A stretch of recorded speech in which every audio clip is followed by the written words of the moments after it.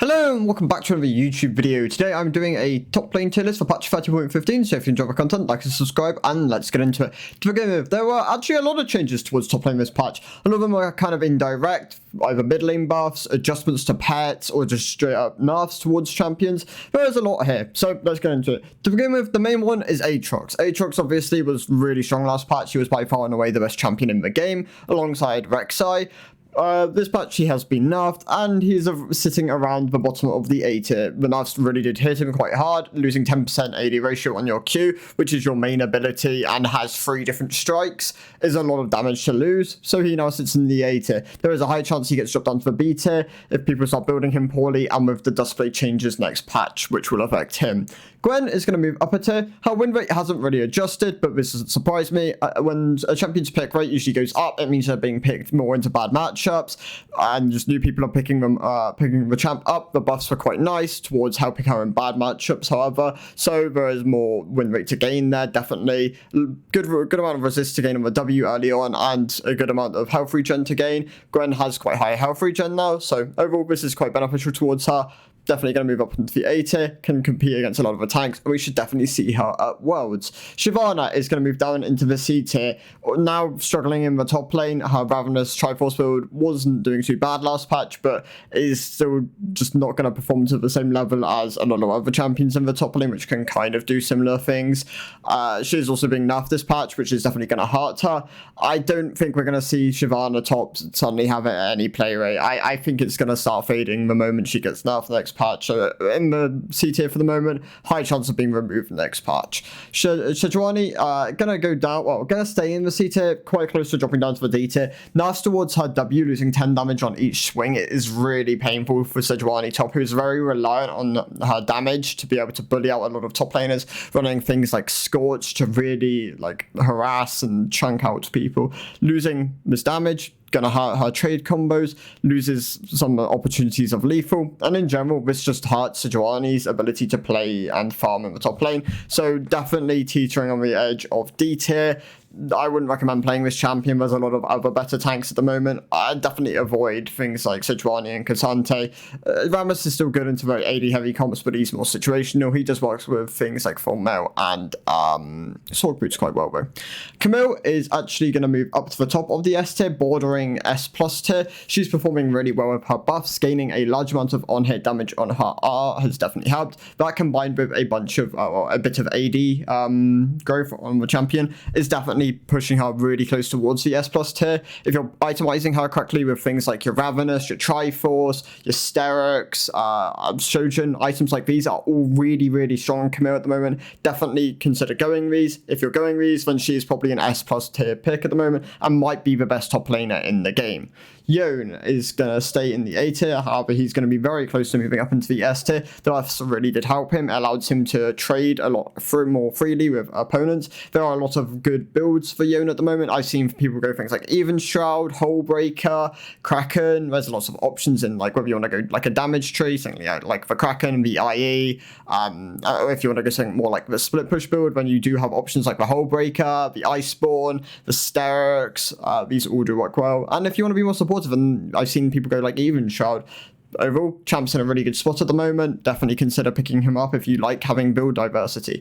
Yasuo is going to stay in the C tier. The buffs were smaller for Yasuo and definitely helped him a lot more in mid lane and in the ADC role. He's still quite a niche top lane pick. He does kind of get beaten by most of the top laners in 1v1 trades, as they do just have the ability to tank him and then output more damage in that space of time. A lot of them also have really good trading patterns into him. Things like Renekton obviously stomp Yasuo. Moving on, Yorick had his summon changed, the Maiden got changed, so overall has ended up a little bit weaker this patch, definitely. I'm going to stay in the B tier though, just towards the bottom of the B tier. With Duskblade getting nerfed this patch, I reckon Yorick's going to get hit again. I just want to see this champion have some sort of quality of life adjustment, as he's really just kind of been hit by everything surrounding him, whether it's nerfs towards him and his E, whether it's nerfs towards Maiden, whether it's nerfs towards his item. This champion can't catch a break, and I think Riot see him as being unhealthy for the game, so it'd be definitely nice to see some sort of improvement to him, where he's not as frustrating to play against, but he feels nicer to play as maybe some summon changes. We'll have to see what they have planned for him. Heimerdinger going to stay in the B tier. The changes didn't really adjust him that much, so he's just going to stay where he is. He's not a bad top laner. He definitely has matchups where he can stomp, and if you're really good at him, then he can dominate a lot of lanes, but you do have to put a lot of games into him, learn the turrets, learn the damage, stuff like this, and it makes him a good pick. Ivan, I'm going to remove from the top lane tier list. Ivan has suffered. Well, he kind of got hit really hard this patch by the adjustments towards being an AP champion, towards a supportive champion. In general, in the jungle, he's not too bad off. He's still fairly power neutral. Less popular, but still functional. But the solo lane Ivan has definitely taken a hit this patch. I would not recommend playing it unless you really have learnt the champion well and you can understand the functionality of his trade patterns and where he can be strong. Quinn is actually going to move up a tier. She's one of the champs which didn't get buffed this patch, but is going to move up. She's performing really well at the moment. Static into Youmu's or IE or Gale Force, all these can function on her. Pretty sure she can actually go all three of the lethality mythics, even things like Eclipse and Duskblade, I believe, work on her. You can run things like First Strike. This is a rune option which you have alongside Fleet on PTA. Both these do work quite nicely. Overall, the champ has a lot of things you can do with it at the moment. It wins into a lot of matchups. Static removes one of her issues, which is her wave clear, and allows her to be more mobile on the map earlier on. So overall, just performing a lot better with that. Varus, I'm also going to remove. Varus had a surge of play not too long ago. People like Drutu popularized it in the West, and it had already been popularized in the East. It still sees a bit of play in the East, but the nerfs towards it have really hurt it, and we're probably not going to see a huge amount of people playing it anymore. Overall, kind of sucks because that it was a nice thing to see in the top lane, even if it was slightly frustrating. Having niche picks isn't a particularly bad thing, so kind of unfortunate. But a lot of champions performing quite well in the top lane, which is why you see a lot in the S tier at the moment. A lot of tanks are viable. Things like Ornn, really strong. Malphite, really strong. Shen suffers from not being really that popular to play at the moment. He's kind of boring when Shen had a lot more damage in his kit on his Q, rather than just being a global bot. He was a lot more interactive to play and a lot more people enjoyed him. Even Expetu, which is the Shen main in EU West, isn't particularly enjoying the champion at the moment, so it'd be nice to see a bit of love there, but hopefully the champ gets something. Overall, yeah, like I said, lots of good champs at the moment, lots of viable tanks. Some of the bruisers have been nerfed down. We're going to see the full list of patch notes tonight. Hopefully we see some good top laner changes. I'm just going to quickly check to see what else was in there, because I know there were Nefari nerfs. Nefari obviously not on my tier list. She doesn't have an icon yet, so I haven't added her on. She's probably around A tier in the top lane at the moment. She works very similar to Vex, where she is a very strong snowball champion. She has relatively good range and mobility. Vex is more poke, Nefari more utility, but it's very much reliant on her snowball potential and her overall damage to be viable within the meta.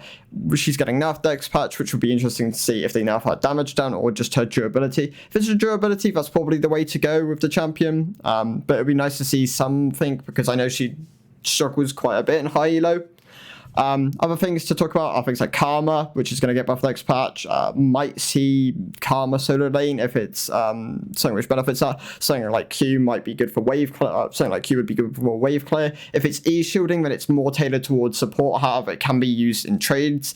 If it's W, then that probably helps solo lane more than support. So it'll be interesting to see. Wukong is being changed next patch as well. Hopefully we see some Wukong top changes, as Wukong jungle has kind of been the more the place where you have more presence. Other things like Lucian getting buffed, but we won't see solo lane Lucian buffs, I don't believe. It'll mostly be tailored towards support, I believe. Akali struggles on the top lane at the moment with buffs towards Akali. If it's something along the lines of durability, then she probably fares better on the top lane. Even damage, she still fares better on the top lane, and if it's beneficial towards her wave cliff, then that can be really good. Sylas, another one. You only really see Sylas on the top lane if it is a Malphite counter. You don't really see it past that, but still could be something to watch out for. Other champs being nerfed. Rek'Sai is really, really good in the top lane at the moment. It's starting by A tier, but it's kind of like a sleeper OP pick at the moment. You can kind of consider her S tier if you do pick the champ, if you do play the champ a lot. Tristana also being nerfed next patch isn't in my tier list because not a huge amount of people play it. I have always recommended Shyvana top as an option if you need to flex it elsewhere. That's going to be nerfed. And past that, lots of lethality items are going to be buffed up. Dustblade is going to be nerfed down. So champions which build lethality can benefit from this if they are someone who has like who doesn't build Dustblade but then builds some of the other options. Prowler's Claw, not performing too bad, but the rest are kind of struggling at the moment. Either they're too niche or they're very reliant later on into builds. So yeah, thank you guys for watching. I'll see you in the next one. Goodbye.